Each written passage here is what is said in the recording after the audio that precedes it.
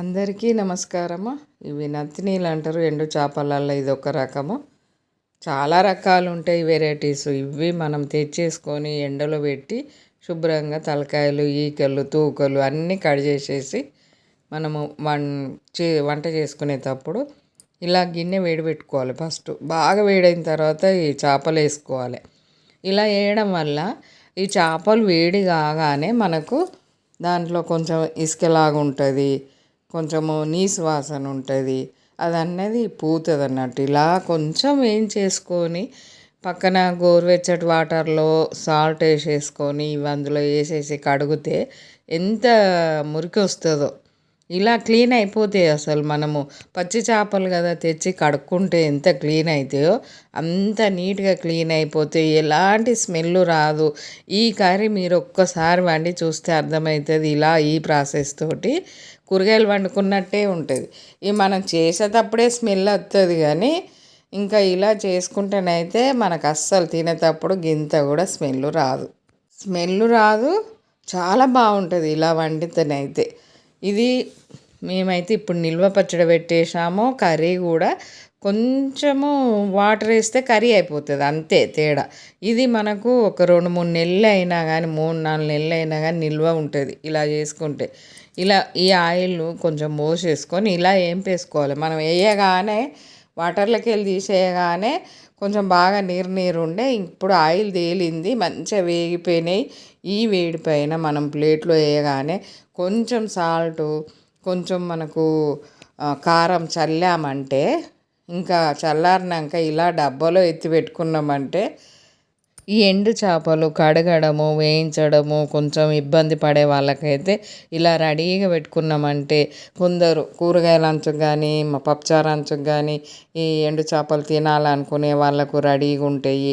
ఇంకా ఇవి కరకరలాడేటట్టు వేయించుకుంటాం కాబట్టి మనము డబ్బాలో ఎత్తి పెట్టినామంటే ఎప్పటికప్పుడు అంత తొందరగా ఫాస్ట్గా మళ్ళీ కర్రీ కూడా చేసేసుకోవచ్చు వీటితోటి.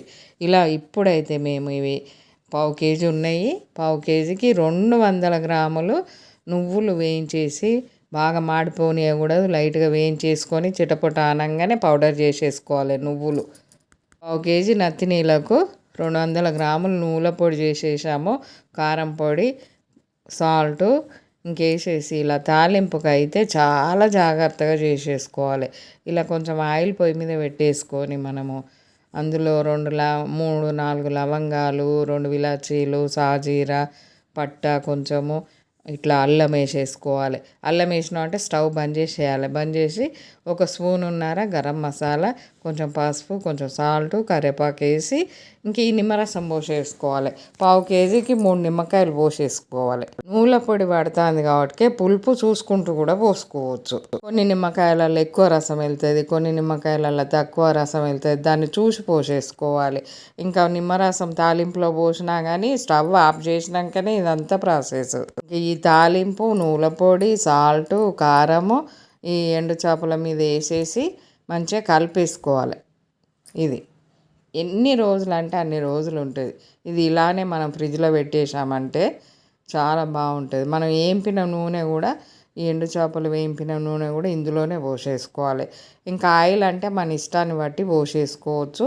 ఇదైతే మంచి గుజ్జుతోటి ఉంటుంది. ఈ కర్రీ చాలా బాగుంటుంది. ఇది పచ్చడి అని అంటారు. లాస్ట్కి కొంచెం ధనియా పొడి వేసి కలిపేసుకొని బాటిల్లో ఎత్తి ఫ్రిడ్జ్లో పెట్టుకున్నామంటే ఎప్పుడంటే అప్పుడు తినచ్చు. 3-4 నెలల వరకు అసలు ఎలాంటి ఇబ్బంది ఉండదు. రెడీగా ఉంటుంది, మంచిగా ఉంటుంది టేస్ట్ ఇలా పెట్టుకున్నామంటే. ఎండు చేపలు మనం అప్పటికప్పుడు కర్రీ చేయాలన్నా మనకు ఏంటంటే ఇవి ఏంపుతూ ఉంటే తొందరగా ఈగలు వచ్చేస్తాయి ఇంట్లోకి. ఇంకా ఈ ఎండు చేపల వాసనకే ఈగలు బాగా వస్తాయి. అందుకే కొంచెం ఎండాకాలం ఇలాంటి ఎండు చేపలు ఇష్టంగా తినే వాళ్ళు అయితే ఈ ప్రాసెస్ తోటి చేసి పెట్టుకున్నారంటే వాళ్ళకి పండగ ఎప్పటికీ ఖరాబ్ కావు. ఎప్పుడు తినాలనుకుంటే అప్పుడు ఇష్టంగా తినచ్చు, ఎంత అంటే అంత. లైక్ చేయండి, షేర్ చేయండి, సబ్స్క్రైబ్ చేయండి, కామెంట్ పెట్టి